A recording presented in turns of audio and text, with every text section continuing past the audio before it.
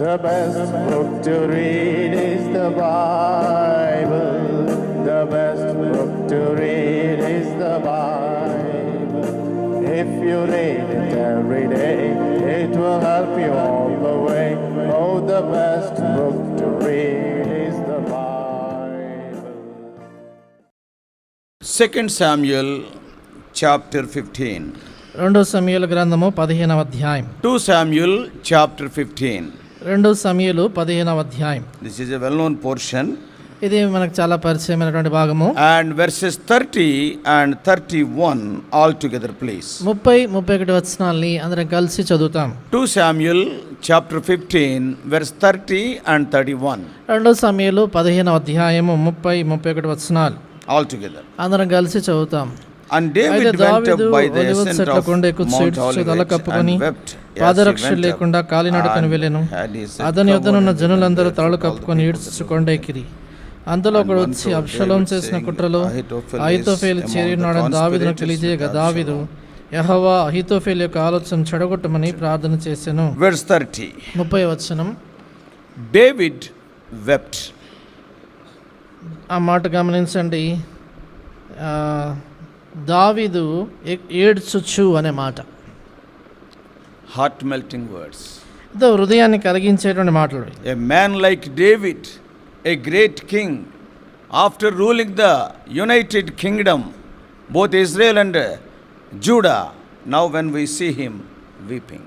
చూడండి, ఇక్కడ ఎంతో గొప్ప రాజు ఐక్యరాజ్యమైనటువంటి యూదా ఇశ్రాయేల్ ప్రజల్ని పరిపాలించిన 2 సంవత్సరాల తర్వాత ఇక్కడ చూస్తాం ఏంటంటే ఆయన ఏడుస్తున్నట్లుగా మనం గమనిస్తున్నాం. We all know the context here. మనం అందరం ఎరుగుతాం ఇక్కడ సందర్భం ఏంటని. His own son Absalom rebelled. ఆయన సొంత కుమారుడైనటువంటి అబ్షలోము తిరుగుబాటు చేశాడు. Can't he go directly and fight with Absalom? తాను నేరుగా వెళ్ళి అబ్షలోముతో ఆయన యుద్ధం చేయలేడా? David is not an ordinary man. దావీదు సామాన్యమైనటువంటి వ్యక్తి కాదు. Already he won many battles. అప్పటికే ఆయన అనేకమైనటువంటి యుద్ధాలు గెలిచాడు. He is a man after God's own heart. ఆయన దేవుని హృదయానుసారుడైనటువంటి మనుషుడు. He is very close to God's heart. దేవుని హృదయానికి ఎంతో దగ్గరగా ఉన్నటువంటి వాడు. He can go and fight with Absalom. ఆయన కావాలంటే వెళ్ళి అబ్షలోముతో ఆయన యుద్ధం ఆడవచ్చు. Fight with Ahithophel. లేక వెళ్ళి అహీతోఫెలుతో కూడా ఆయన యుద్ధం ఆడవచ్చు. But what we are saying here, అది ఇక్కడ ఏం చూస్తున్నామంటే David wept. దావీదు ఏడ్చెను. Such a great man of God, such a mighty man, though he can do, though there are so many choices are there before him, yet he is weeping. The next verse says David prayed. కనుక దావీదు ఎంతో గొప్ప దైవజనుడైనా కూడా ఎంతో బలశాలి అయినా తను చేయడానికి కొరకు అనేకమైనటువంటి సంగతులను తన ఎదుట కోరుకోవడానికి ఉన్నా కూడా అక్కడ రాయబడిన మాట దావీదు ఏడ్చెను.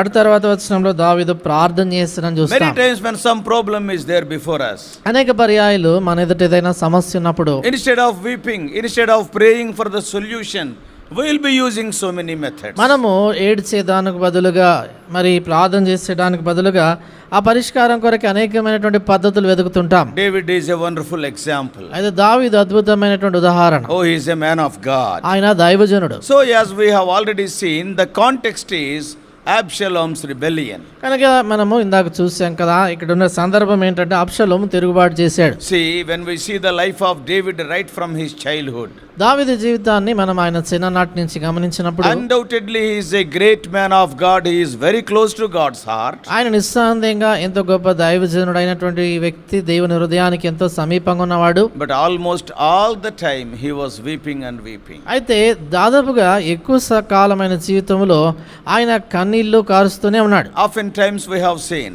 చాలా తరచుగా చూసాం మనం. And in his childhood his own family members have not loved him. ఆయన చిన్నతనంలో సొంత కుటుంబ సభ్యులు ఆయనను ప్రేమించలేదు. Though he is the youngest child of all. ఆయన అందట్లో చిన్నవాడైనా కూడా Another 7 brothers are there, another 2 sisters are there who are elder to him. ఆయన కంటే పెద్దవాళ్ళు 7 అన్నలు ఉన్నారు, 2 అక్కలు ఉన్నారు. But David was very much ill treated in his family. అయితే దావీదు ఆయన సొంత కుటుంబంలో ఎంతగానో ఆయన నిర్లక్ష్యం చేయబడ్డాడు. Everybody was enjoying in the house, whereas this man was roaming in the fields. looking after the sheep of his father. ఇంట్లో ప్రతి వాళ్ళు కూడా ఎంతో ఆనందిస్తూ ఉంటుండగా ఈ దావీదు మాత్రం ఆ యొక్క అరణ్యంలో తన తండ్రి యొక్క గొర్రెలు కాస్తూ తాను తిరుగుతూ ఉన్నాడు.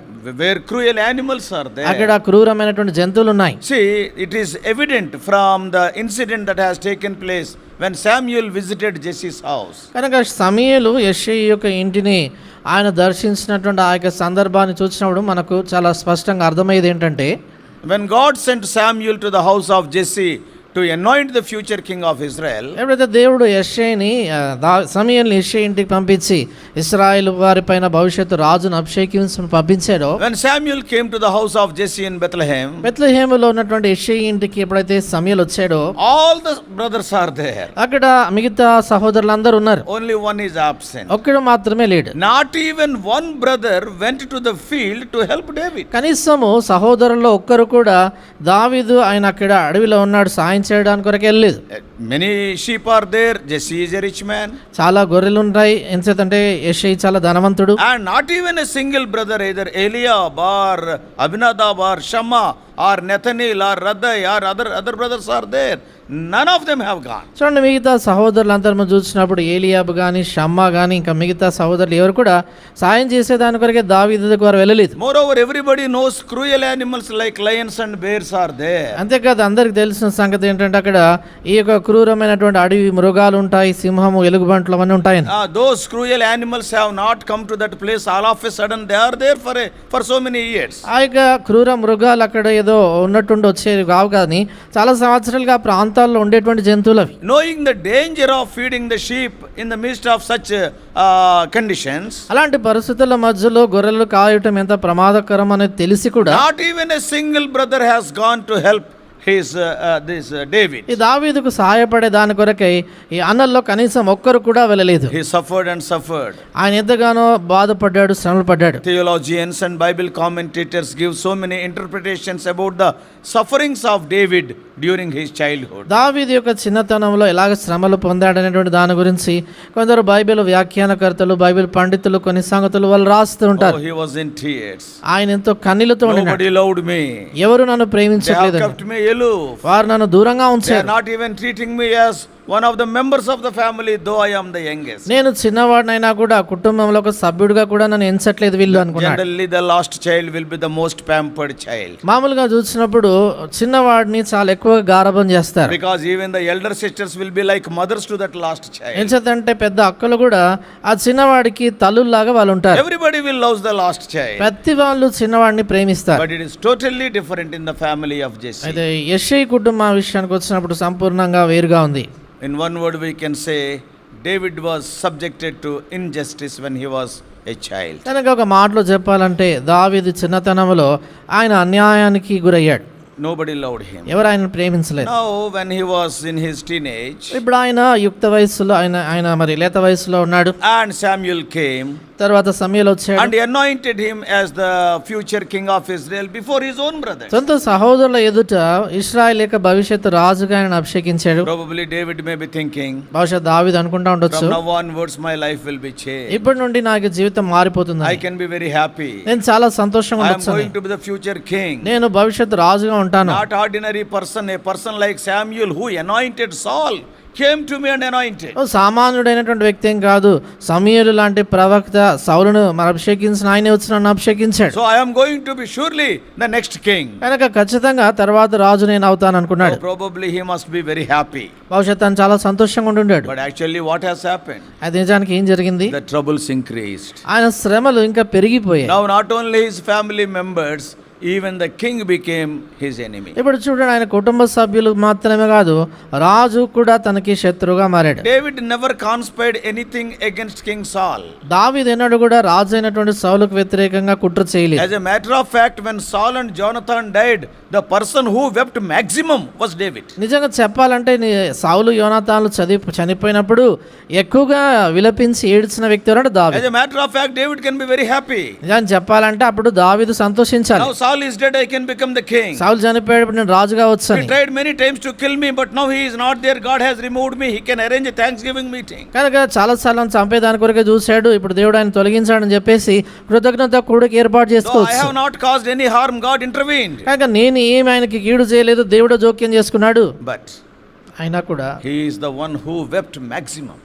అక్కడ చూస్తా ఏంటంటే దావీదు ఎక్కువగా ఏడ్చాడు అప్పుడు. But Saul became his enemy. అయితే సౌలు తనకి శత్రువు అయ్యాడు. Saul treated David as his enemy, but David never treated Saul as his enemy. సౌలు దావీదుని తనకు శత్రువుగా భావించుకున్నాడు కానీ దావీదు ఎప్పుడు కూడా సౌలుని శత్రువుగా చూడలేదు. When he came to kill David, David is addressing him, you are like my father. దావీదును సౌలు చంపడానికి కొరకు వచ్చినప్పుడు దావీదు ఆయనతో అంటాడు, నా తండ్రి అని పిలుస్తాడు. Oh, what a love he exhibited. ఎలాంటి ప్రేమ చూపించాడు. So after being anointed as the future king over Israel, his difficulties they were increased. కనుక భవిష్యత్తు రాజుగా అభిషేకించబడిన తర్వాత ఆయన కష్టాలు పెరిగిపోయాయి, And his tears increased. ఆయన కన్నీళ్లు పెరిగాయి. Now Saul died. ఇప్పుడు సౌలు చనిపోయాడు. Now after ruling for almost 7 years for the Judah, then he was anointed as the king over the United Kingdom for both Judah and Israel. 7 సంవత్సరాలు యూదా దేశంపై పరిపాలించిన తర్వాత ఆయన ఈ యొక్క ఐక్య రాజ్యం అంటే ఇశ్రాయేల్ యూదా రెండిటిపైన రాజుగా అభిషేకించబడ్డాడు. And now he can think like this. ఇప్పుడు ఆయన ఇలాగ అనుకోవచ్చు, Now I am all powerful man. ఇప్పుడు నేను సర్వశక్తి కలిగిన వాడిని, And I am a mighty man. నేను ఎంతో బలాఢ్యుడిని, God is with me. దేవుడు నాకు తోడుగా God ఉన్నాడు, has given me so many victories. దేవుడు నాకు అనేకమైన విజయాలు ఇచ్చాడు, Now I can be happy. నేను సంతోషంగా Even I ఉండవచ్చు, can take rest also. అంతేకాదు విశ్రాంతి తీసుకోవచ్చు, Whatever I want I can do. నేను ఏదైతే చేయాలనుకుంటా చేయొచ్చు. But what has happened? అదేం జరిగింది? Even after he was anointed as king, his tears increased. ఆయన రాజుగా అభిషేకించబడినప్పటికి కూడా ఆయన కన్నీళ్ళు ఇంకా పెరిగిపోయాయి. Because his own children rebelled against him. ఎంచేతంటే ఆయన సొంత పిల్లలే ఆయనకు వ్యతిరేకంగా తిరుగుబాటు చేశారు. That is the main problem in the family of David. దావీదు యొక్క కుటుంబంలో ఉన్న ప్రాముఖ్యమైన సమస్య అది. His own brethren or his own children, rather his own friends, they have rebelled against him. ఆయన సొంత సహోదరులు, ఆయన సొంత పిల్లలు, చెప్పాలంటే ఆయన సొంత స్నేహితులు ఆయనకు వ్యతిరేకంగా If the తిరుగుబాటారు. Philistines came against David, he can kill very easily. ఫిలిస్తీన్లు దావీదు వ్యతిరేకంగా వచ్చారంటే ఆయన సులువుగా వాళ్ళని చంపగలడు. Some Moabites or Ammonites who are enemies to God's people, if they fight with the Israelites or David can go and they can finish them. కానీ మోయాబీలు కానీ అమ్మోనీలు అనేటువంటి ఈ శత్రులైన వారు దావీదు వ్యతిరేకంగా యుద్ధానికి వస్తే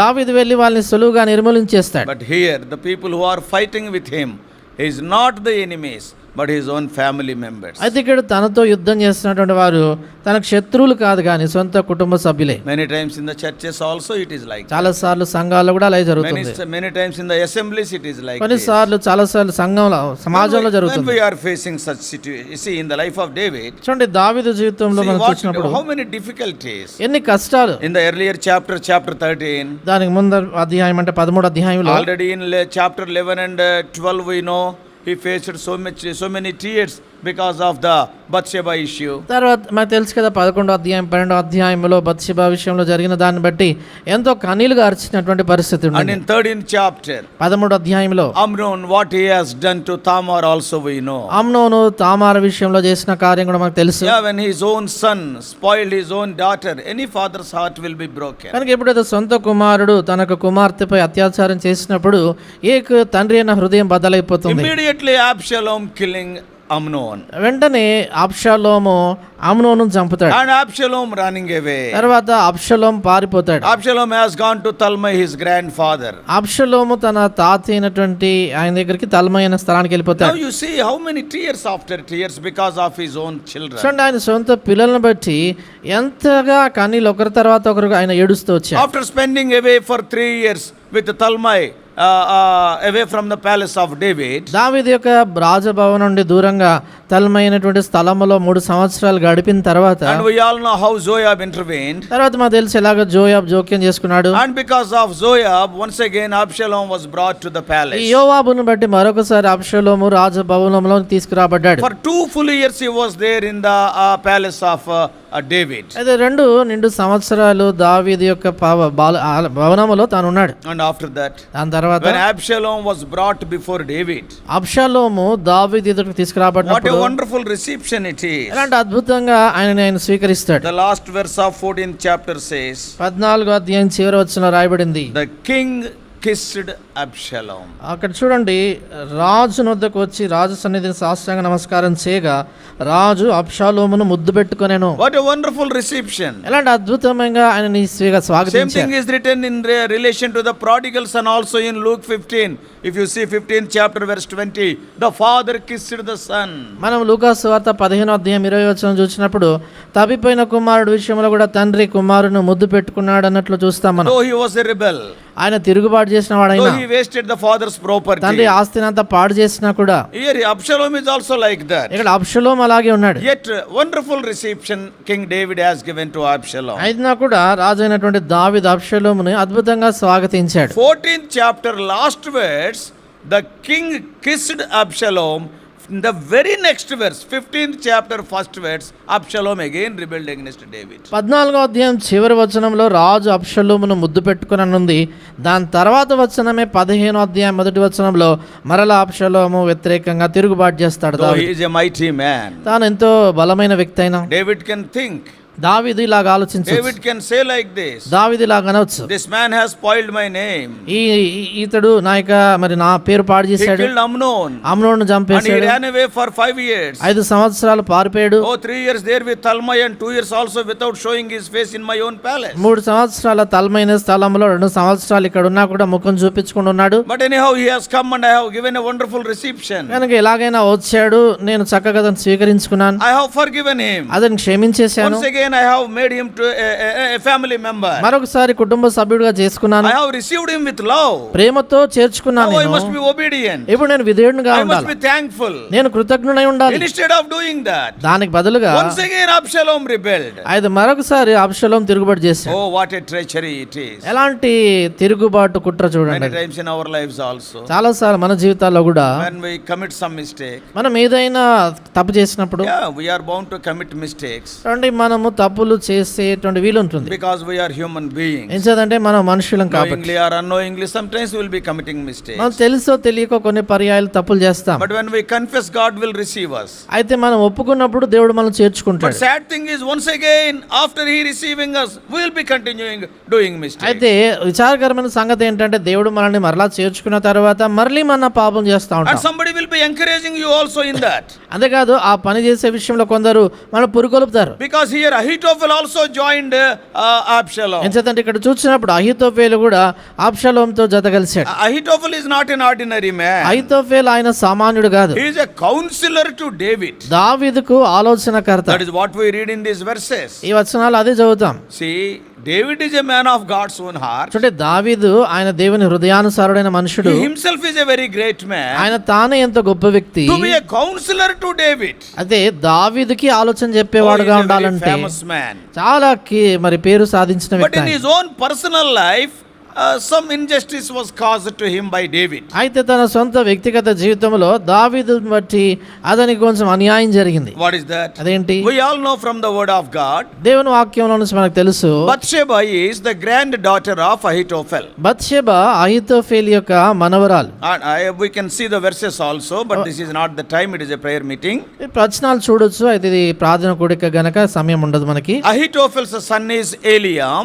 అహీతోఫేలు యొక్క కుమారుడి పేరు ఏలియాము. And he is one of the warriors with David. ఆయన దావీదు యొక్క బలాఢ్యుల్లో ఒకడు, Like Uriah. ఉరియా వలె. And now Eliam's daughter is Bathsheba. ఈ ఏలియాము కుమార్తె Bathsheba. So Ahithophel's granddaughter is Bathsheba. ఇప్పుడు అహీతోఫేలు యొక్క మనవరాలే Bathsheba. Of course, any grandfather will love the granddaughter. చూడండి, మామూలుగా ఎవరు తాత అనేసరికి మనవరాలను ప్రేమిస్తారు. But now what has happened in 11th chapter we all know. అయితే 11వ అధ్యాయంలో జరిగిందంతా మనకు తెలుసు. David committed sin with Bathsheba. దావీదు బత్షెబతో పాపం చేశాడు. And also David got Uriah killed. అంతేకాదు ఉరియాను కూడా చంపించాడు. So two important things. కనుక 2 ప్రాముఖ్యమైన సంగతులు. One is David committed adultery with his own granddaughter. ఒకటి ఏంటంటే తన సొంత మనవరాలితో తను వ్యభిచారం చేశాడు దావీదు. And he got her husband killed in the war field. తర్వాత యుద్ధ రంగంలో ఆమె భర్తను చంపించాడు. God has forgiven David. దేవుడు దావీదుని Of క్షమించాడు. course David paid the price also throughout his lifetime. దానికి తగినటువంటి మూల్యము జీవితకాలం అంతా దావీదు చెల్లించాడు. As per the Old Testament law. పాత నిబంధన ధర్మశాస్త్ర ప్రకారంగా Yeah, if you cause any harm to anybody, the 4 times they have to pay. ఎవరికైనా ఏదైనా కీడు చేస్తే దానికి 400 చెల్లించాలి. David lost 4 of his sons. అందుచేత దావీదు తన యొక్క 4 పిల్లల్ని పోగొట్టుకున్నాడు. God punished David. దావీదుని దేవుడు శిక్షించాడు. God has forgiven David. చూడండి, దేవుడేమో క్షమించాడు But దావీదుని. Ahithophel could not forgive David. అహీతోఫెలు దావీదుని Oh, క్షమించలేకపోయాడు. he has committed adultery. కనుక తాను వ్యభిచారం He has చేశాడు, committed murder. నరహత్య చేశాడు. So I will do it for tat. కనుక నేను ఆయనకు తగినటువంటి స్వాస్థ్య See చేస్తాను the అనుకున్నాడు. 2 sins what Ahithophel encouraged Absalom to commit. చూడండి, ఏ 2 పాపాలు అబ్షాలోమును చేయమని అహీతోఫెలు ప్రేరేపించిన 2 పాపాలు చూడండి. What are those 2 sins? ఏంటా 2 పాపాలు? Commit adultery with the concubines of your father. నీ తండ్రి యొక్క ఉపపత్తులతో నువ్వు వెళ్ళి శయనించుమని చెప్తాడు. Because your father has spoiled my granddaughter. నీ యొక్క తండ్రి నా యొక్క మనవరాలతో ఆయన విచారం చేశాడని. Not only that, అంతేకాదు, you go and fall on your father, don't kill anybody, kill only David. నువ్వు వెళ్ళి నీ తండ్రి మీద పడము, మిగతా వారిని చంపాల్సిన పని లేదు, దావీదుని మాత్రమే చంపమంటాడు. That is what we called it for tat. దాన్ని చేసిన దానికి తగిన స్వాస్థ్య చేస్తామని చెప్తారు. See, a counselor is giving such an advice to this rebellious young boy. కనుక ఆయన దావీదు ఆలోచనకర్త తిరుగుబాటు చేసినటువంటి ఆ యవనుడికి ఇలాంటి ఆలోచన చెప్తున్నాడు. Now David heard that. ఇప్పుడు దావీదు ఆ మాట విన్నాడు. Ahithophel also joined with Absalom. అహీతోఫెలు కూడా అబ్షాలోము పక్షాన First of చేరాడని. all, my own son rebelled against me. మొట్టమొదటిగా నా సొంత కుమారుడు నాకు వ్యతిరేకంగా తిరుగుబాటు Now my చేశాడు. counselor, my close friend also joined hands with my son. ఇప్పుడు నా యొక్క ఆలోచనకర్త, నా స్నేహితుడు కూడా అబ్షాలోముతో చేరాడు. As a matter of fact, నిజంగా చెప్పాలంటే David was a mighty man, he can remove both of them. కనుక దావీదు కావాలనుకుంటే, దావీదు ఎంతో బలమైన వ్యక్తి కాబట్టి ఈ ఇరువురిని కూడా ఆయన తొలగించవచ్చు. Even Hushai says later, తర్వాత హుషై తర్వాత అంటాడు, in 17:10 Hushai says, 17:10 హుషై అంటాడు, your father is a mighty man, whose heart is as the heart of a lion shall utterly melt. అక్కడ అంటాడు, నీ తండ్రి మహాబలాఢ్యుడనియు, ఆ తర్వాత అంటాడు, సింహపు గుండె వంటి గుండె గలవారు సైతము దిగులు నొందురు అంటాడు. Nobody can face David. ఎవరు కూడా దావీదును ఎదుర్కోలేరు. See, David can easily defeat these 2 people and kill Absalom and Ahithophel. కావాలంటే దావీదు సులువుగా ఈ ఇరువురిని అంటే అబ్షాలోము అహీతోఫెల్ని చంపేసచ్చు. Suppose if David killed those 2, చూడండి, ఒకవేళ దావీదు వీరిని చంపితే we would not be talking about David in this prayer meeting. ఈ ప్రార్థన కోడికలో దావీదుని గురించి మనం మాట్లాడే He వాళ్ళమే has కాదు. not done like that. అయితే ఆయన అలాగ చేయలేదు. When his own son, when his own counselor rebelled against him, ఎప్పుడైతే తన సొంత కుమారుడు, సొంత ఆలోచనకర్త ఈయనకు వ్యతిరేకంగా తిరుగుబడినప్పుడు, when they wanted to take his life, ఎప్పుడైతే తన ప్రాణము వారు తీయాలని కోరినప్పుడు 2 things. 2 సంగతులు. David wept, David prayed. దావీదు ఆయన ఏడ్చాడు, దావీదు ప్రార్థించాడు. When David heard that the wisest man, that is Ahithophel, is against him, he can fight and win, but he prayed. దావీదుకి ఎప్పుడైతే చాలా జ్ఞాని అయినటువంటి అహీతోఫెలు తన వ్యతిరేకం తిరుగుబడ్డాడు అని తెలిసినప్పుడు ఆయన పోరాడి గెలవచ్చు, కానీ ఆయన ప్రార్థన He చేశాడు. has not taken the things into his hands. సంగతుల్ని తన చేతుల్లోకి తీసుకోలేదు. Many ఆయన times you will do like that, many times I will do like that. That's why we are talking about David. చాలా సార్లు నీవు నేను అలా చేస్తాం, అందుచేతే దావీదుని గురించి మాట్లాడుతున్నాము. Immediately we will go here and there and we will ask some suggestions from others also. మనము వెంటనే అక్కడిక్కడ వెళ్తాము, కొందరి నుంచి ఆలోచనలు అడుగుతాం. David is not like that. దావీదు అలాగ లేడు. What is scenario, what is scene it is, David went without sandals and also covering his head. చూడండి, అది ఎంతో ఆ దృశ్యం చూడండి ఎలాగుందంటే, దావీదు తల కప్పుకొని పాదరక్షలు లేకుండా కాలినడక ఏడుస్తూ వెళ్ళాడు. In the same words, అదే వచనంలో, the people with David also they went weeping with him. అతని యొద్దనున్న జనులందరూ తలలు కప్పుకొని ఏడుచుచు కొండ ఎక్కిరి. Some of the people with him must have encouraged him. బహుశా తనతో ఉన్నటువంటి ప్రజలను ప్రోత్సాహపరచండి. David, you are a mighty man. దావీదును బలాఢ్యుడివి. Okay, leave Absalom because he is our son, you can kill Ahithophel. అబ్షాలోము నీ కుమారుడు గనక ఆయన ప్రక్కన పెట్టి కానీ అహీతోఫెల్ని చంపేసాను So anyhow you got Uriah killed. ఏదో రీతిగా ఉరియాని చంపించేశావు. And now you kill Ahithophel. ఇప్పుడు అహీతోఫెల్ని కూడా Some of చంపించు. the people with us also, they will be encouraging us to do the wrong thing. చూడండి, కొందరు మనతో ఉన్నటువంటి వాళ్ళు కూడా తప్పు చేయమని మనల్ని ప్రోత్సాహపరుస్తారు. One day Abishai said, ఓ దినాన అభిషేక్ అన్నాడు, when the spear is there, when Saul was sleeping, ఒక దినాన మరి సౌలు నిద్రపోతా ఉన్నాడు, బల్లెం అక్కడే ఉండింది. and then what Abishai is telling, అప్పుడు అభిషేక్ ఏమంటాడు, oh David, దావీదు, If you won't kill, I want to kill. నీవు చంపకపోతే నేను No, చంపుతానంటాడు. God has given that spear also. You need not search for it. ఇప్పుడు దేవుడు నీకు ఆ బల్లెం కూడా ఇచ్చాడు, దాని కొరకు వెతకాల్సిన పని లేదు. దేవుడి చిత్తం కాకపోతే అక్కడ బళ్ళి ఉంటుందా?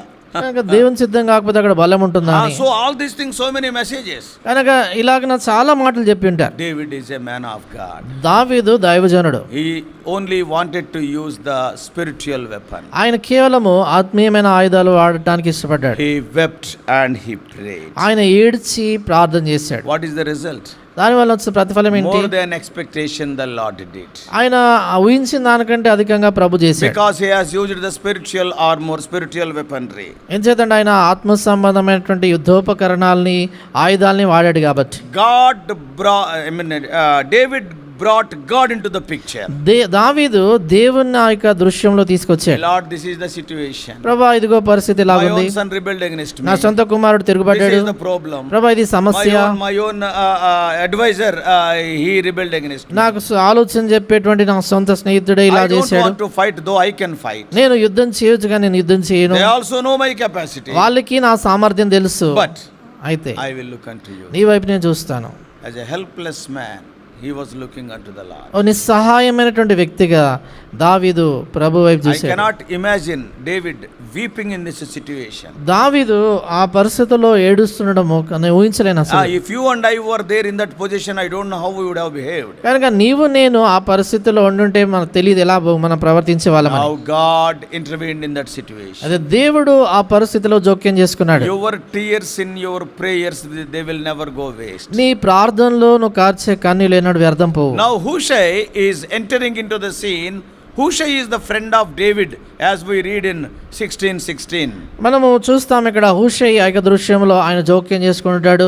16వ అధ్యాయం 16వ వచనం చూసినప్పుడు హూషై దావీదుకు స్నేహితుడిగా ఉన్నాడు. God answered the prayer of David. దావీదు యొక్క ప్రార్థనకు దేవుడు జవాబిచ్చాడు. Now there was a problem there. ఇప్పుడు అక్కడ సమస్య వచ్చింది. That is the decision what we have to do. అంటే ఏం చేయాలనే తీర్మానం తీసుకుంటున్నారు వారు. And in 17th chapter, 17వ అధ్యాయంలో Ahithophel has given an advice. అహీతోఫెలు ఒక ఆలోచన చెప్పాడు. And this new man Hushai also gave an advice. ఇప్పుడు వారి మధ్యలో క్రొత్తగా వచ్చిన హూషై కూడా ఆలోచన చెప్పాడు. Now what has happened? ఇప్పుడు ఏం జరిగింది? It is written there in 17th chapter. 17వ అధ్యాయంలో రాయబడింది ఏంటంటే The Lord has, purposed to bring Absalom and this Ahithophel also to disaster. కనుక దేవుడు అబ్షలోమును అహీతోఫెలును వారిద్దరిని నశింపజేసే దాని కొరకే ఆయన ఉద్దేశించాడని. Yeah, David has not done anything. చూడండి దావీదు ఏ తప్పు చేయలేదు. He wept. He has not ఏం done. చేయలేదు వేరే He పని. has just wept and prayed. ఆయన కేవలము ఏడ్చి ప్రార్థన చేశాడు. And what the Lord purposed? దేవుడు ఏం ఉద్దేశించాడు? 17:14. 17వ అధ్యాయము 2 సమూయేలు 14వ And వచనం. Absalom and all the men of Israel said, the counsel of Hushai the Archite is better than the counsel of Ahithophel, for this is important. The Lord had appointed to defeat the good counsel of Ahithophel, to the intent that the Lord might bring evil upon Absalom. అబ్షలోమును ఇశ్రాయేలు వారందరూ ఈ మాట విని అర్కీయుడకు Hushai చెప్పిన ఆలోచన అహీతోఫెలు చెప్పిన దానికంటే యుక్తమని ఒప్పుకొనిరి.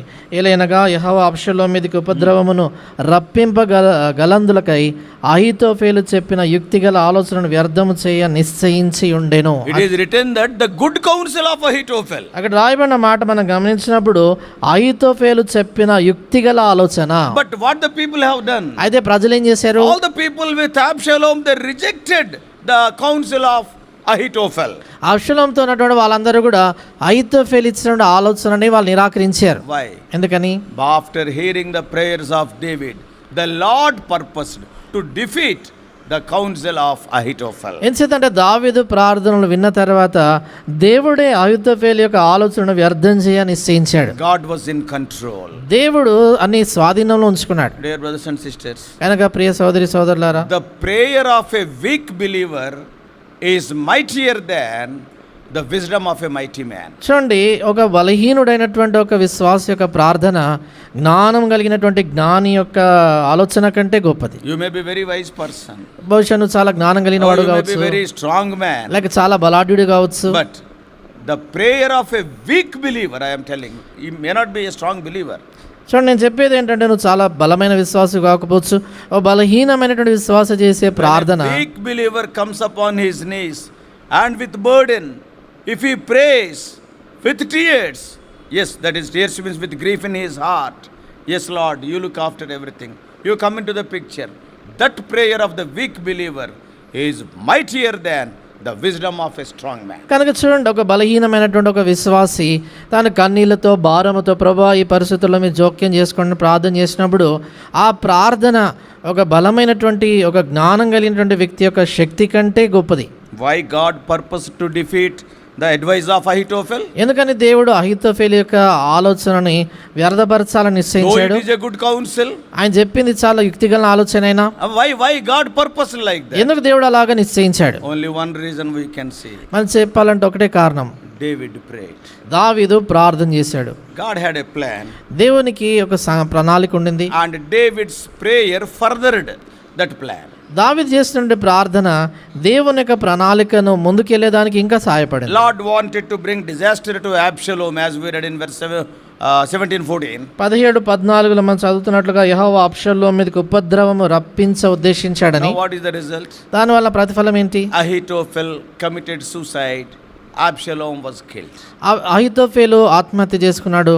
అబ్షాలోము ఆయన యుద్ధంలో మరణించాడు. Prayer changes things. ప్రార్థన సంగతుల్ని మార్చేస్తుంది. On that day when we see the situation, ఆ దినాన్ని పరిస్థితి చూసినప్పుడు everybody thought that was the end of David. ప్రతి వాళ్ళు ఏమనుకున్నారంటే ఇంకా దావీదు జీవితంలో అది ముగింపని. Who is there with David? దావీదు ఎవరున్నారు? Going all alone. ఒంటరిగా వెళ్తున్నాడు. Another group of people are there. They are also weeping with David. మిగతా గుంపు వాళ్ళు ఉన్నారు, వారు కూడా దావీదుతో They are ఏడుస్తున్నారు. covering their heads with that towel. వారు కూడా ఇక బట్ట తల మీద బట్ట వేసుకొని వారు ఏడుస్తున్నారు. Nobody is having sandals. ఎవరికి పాదరక్షలు లేవు. On that day, everything it looked as the end of David. అది నాన్న ప్రతిది కూడా ఎలా కనబడుతుందంటే దావీదు జీవితంలో ఇంకా అది అంతం అన్నట్లు. But prayer changed the things. అయితే ప్రార్థన సంగతుల్ని మార్చేసింది. David still continued as king, whereas Ahithophel and Absalom, their lives were ended. దావీదు మరలా రాజుగా కొనసాగాడైతే అహీతోఫెలు అబ్షాలోముల యొక్క జీవితాలు ముగింపుకు వచ్చేసాయి. A small example. చిన్న ఉదాహరణ. A small example. చిన్న ఉదాహరణ. On 24th January 2024. ఈ జనవరి మాసము 24వ తేదీ 2024 సంవత్సరంలో You can check in the internet also if you want. మీరు కావలిస్తే ఇంటర్నెట్ లో కూడా మీరు చూడవచ్చు. The person who died on 19th, that is Ebrahim Raisi, the president of Iran. ఈ మాసము 19వ తేదీ చనిపోయినటువంటి ఆయన అంటే ఇరాన్ యొక్క రాష్ట్రపతి. He phoned the president of Turkey, Erdogan.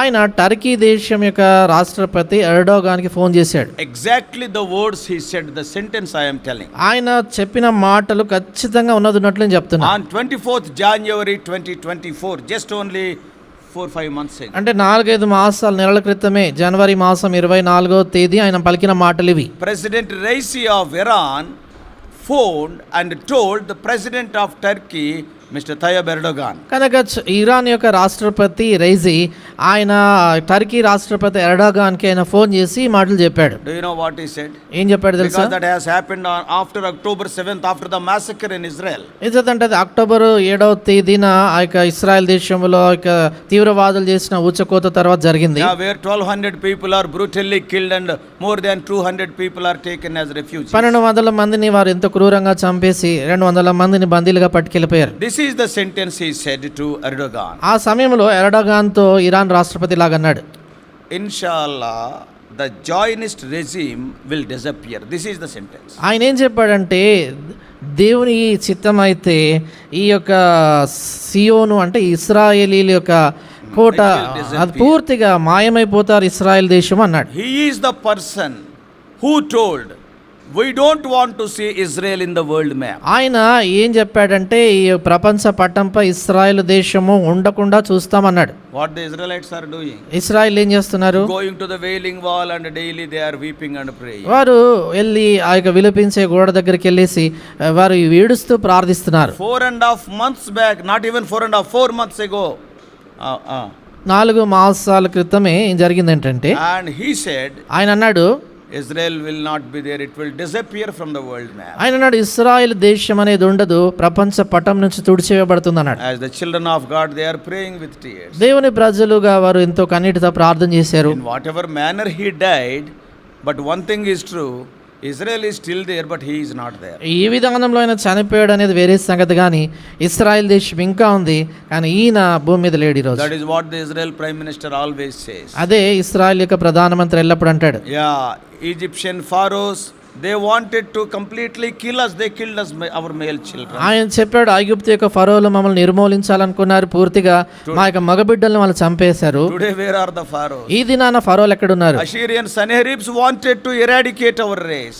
ఈ యొక్క అష్షూరు దేశంలో ఉన్న సన్హెరేబులు మా జాతిని తుడిచివేయాలనుకున్నారు. Where are they? ఇప్పుడు ఆ సన్హెరేబులు ఎక్కడ? Nebuchadnezzar wanted to completely destroy us. నెబుకద్నెజర్లు అనేటువంటి వాళ్ళు సంపూర్ణంగా మమ్మల్ని నాశనం చేయాలనుకున్నారు. Even the Caesars of Rome wanted to destroy us. రోము దేశానికి చెందినటువంటి కైసర్లు కూడా మమ్మల్ని నిర్మూలించాలనుకున్నారు. Hitler wanted to eradicate our race. Hitler అనేటువంటి వాడు కూడా మా జాతిని పూర్తిగా తుడిచేయాలనుకున్నాడు.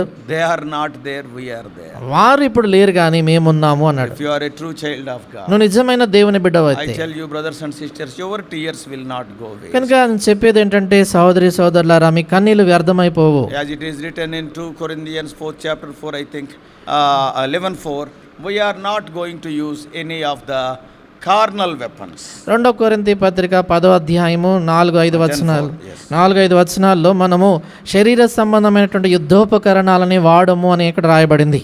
We are frail people, we are weak people. మనము బలహీనులైనటువంటి వారమి, దౌర్బల్యులమి. But the power of prayer is not weak. అయితే ప్రార్థనా శక్తి బలహీనమైంది కాదు.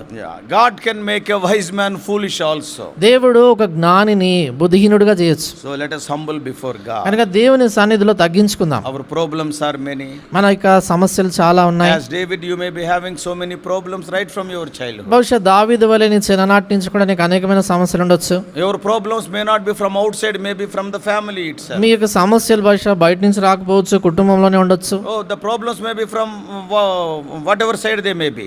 సమస్యలు అనేవి ఏ వైపు నుంచి అన్నా రావచ్చు. We cannot use our might. అయితే మన బలాన్ని మనం వాడలేం. We will bring them before the Lord. మనము ప్రభు సన్నిధిలోని వాళ్ళ దేవాలి. Lord, this is the situation. ప్రభా, పరిస్థితి ఇది. Lord, this is the situation. ప్రభా, ఇదిగో పరిస్థితి లాగుంది. You intervene. ప్రభా, మీరు జోక్యం చేసుకునండి. God intervenes. అప్పుడు దేవుడు జోక్యం చేసుకుంటాడు. Your weak prayer will become more powerful. నీ బలహీనమైన ప్రార్థన ఎంతో శక్తి కలిగింది Your అవుతుంది. humble or repentant tear will cause so much noise in heaven. నీ యొక్క దీనమైనటువంటి పశ్చాత్తాపంతో కూడినటువంటి కన్నీటి ప్రార్థన పరలోకములో ఎంతో శబ్దమును చేస్తుంది. So our God will intervene. అప్పుడు మన దేవుడు జోక్యం చేసుకుంటాడు. Things beyond our imagination God will do. మన ఊహకు మించిన సంగతులు దేవుడు చేస్తాడు. God bless you all. Please subscribe for more spiritual messages to the YouTube channel John Victor Telugu Messages.